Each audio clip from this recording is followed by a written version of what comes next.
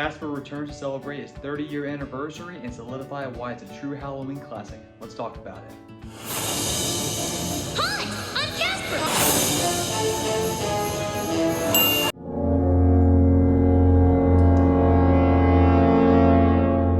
Hi, my name is Chandler and welcome to a spooky edition of the Cinema Corner. Today we talk about Casper, an adaptation of the Casper the Friendly Ghost series brought to you by Amblin Entertainment and Steven Spielberg that has a both charming and heartfelt story, likable characters, and a very accessible and family-friendly fashion to celebrate this Halloween. And with that being said, let's get right into the good.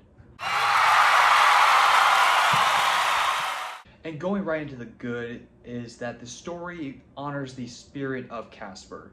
It mainly has a childlike fantasy fairy tale feeling while also having a little bit of the spooky elements at the same time in a very seamless and calming fashion in a way. The story itself is both very fun and charming in a very fairy tale like fashion, but it also surprisingly has very dark elements as well. What can I say, the 90s had a lot more edge when it comes to humor when it came with family friendly movies right here. In addition to that, it also jumps between a very lighthearted, comical tone, but also has very heartfelt moments as well.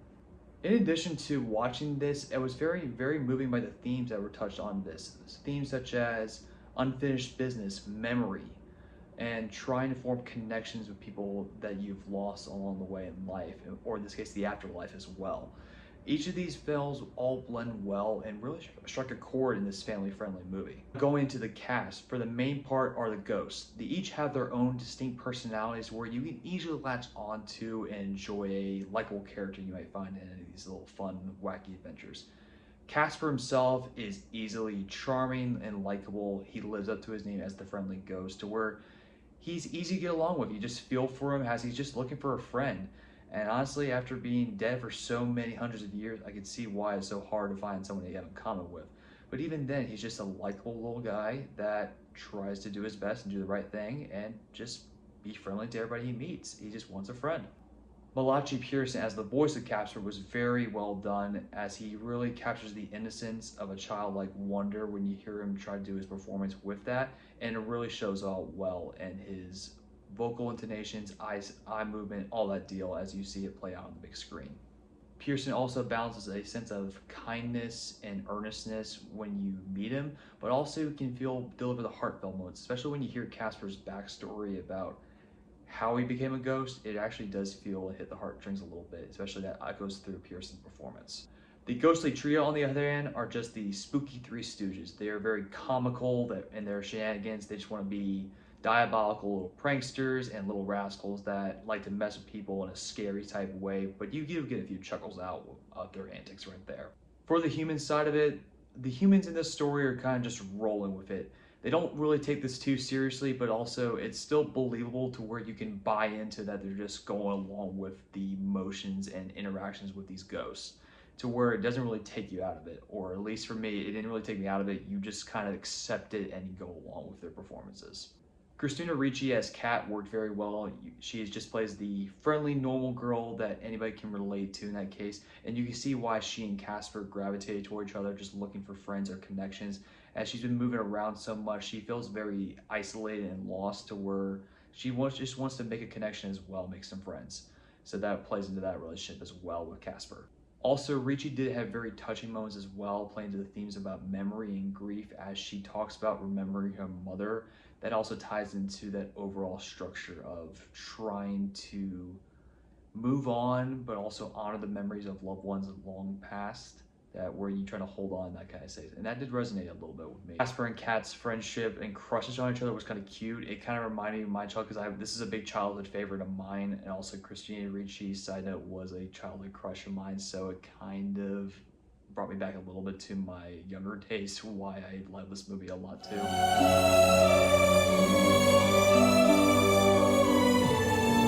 Can I keep you? But even then, it's just the cute, wholesome friendship is what really solidified me. That really just brings a smile to your face, and you just love going on these adventures between Casper and Kat. The other humans in this movie, in our case, Bill Pullman as Dr. Harvey was easily charming, kind of like a Jimmy Stewart type character, very bumbling and lovable, to where it's nice to see Bill Pullman have some range, to where he does more like comedic family friendly roles compared to other stuff you see him in that's very action oriented or drama based. So it was nice to see this kind of range he can bring to a kind of role. In addition, the scene where Bill Pullman's character reunites with his wife is very moving and really hits at the heartstrings right there, as it plays into themes about grief and overcoming loss, but also finding closure, the unfinished business you have by meeting your loved ones for one last time and one last conversation to where you can find some closure and move forward with your life, which was very nice and heartwarming to see on the screen. Now on the production side, the main thing is that the effects still hold up pretty well after 30 years. And fun side note, Casper was the first fully realized CGI character that came out months before Toy Story. So that it was basically, he was pioneering the way for these kind of new breakthroughs in CGI. The studio ILM was really on the cutting edge back in the 90s when they tried to do these new kinds of effects and stories that really enhance the experience overall. But I'll grant you this, it may look a little dated in some things, but if you just go with it out of sense of nostalgia, it actually still holds up pretty well. Also, the set design and set pieces, mainly for Whipsnade Manor, combine both the spooky haunted house vibe, but also kind of a cozy fairy tale castle type vibe as well. It was interesting seeing those blending of tones in that one location overall. And you can't not mention the musical score by James Horner. It has both eerie somber tone, but also in a melodic lullaby sense that really combines both the Halloween elements of Casper, but also the charming heartfelt moments that you can blend both together in a family friendly way. As you can tell, this is a childhood favorite of mine, but to keep my personal bias aside, there are a few trade-offs that I did notice into that. So let's get into it. And going into some of the trade-offs in that case, the main one is there are inconsistencies with the ghost lore in terms of what they can do. Mainly you'll see is it's like, can ghosts pick up certain objects or can they not? Can they go through walls or certain things? Can they bring people through walls? It's kind of like that kind of thing. And there's little inconsistencies of what they have Casper do. It's mainly for the service of the plot rather than built-in internal consistency regarding ghosts and ghost lore.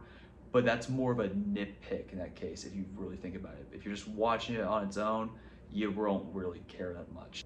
Also, some of the humor and pop culture can feel a little dated as well. It was the 90s, and then what they were referencing as part of the jokes may not land for modern audiences, but it still works for the time capsule that it is. You just accept it as is. Because some of the references and celebrities they pull into it for cameos, not many people may know who those are. But for the sake of the film itself, it was a cool little time capsule to see that kind of humor and cameos for that part. In addition, the story and the pacing can feel a bit episodic when you think about it as a whole. But if you're just going into it and just along for the ride, it is an enchanting experience. It's basically meant to be watched of the heart of childhood and the spirit of wonder, to where you don't really have to sit and think about it. But when you look back on it, if you just look at it logically, yet you can see the inconsistencies and more of the plot itself kind of escalates into a 180 from like slow childhood fun, but then a lot thrown at you in the last act all at once. But in the end, it's more just you're going along for a ride through a childhood classic right here. That's the main thing. In the end, Casper is a fun watch both in theaters and at home, especially this time of year as Halloween is just around the corner. It's an 8 out of 10 for me, and it's best to watch this with an open heart and mind akin to seeing something for your childhood nostalgia. And overall, you'll get a lot out of it. It's charming, fun, and enjoyable to watch. Thank you again for watching, and I hope to see you next time.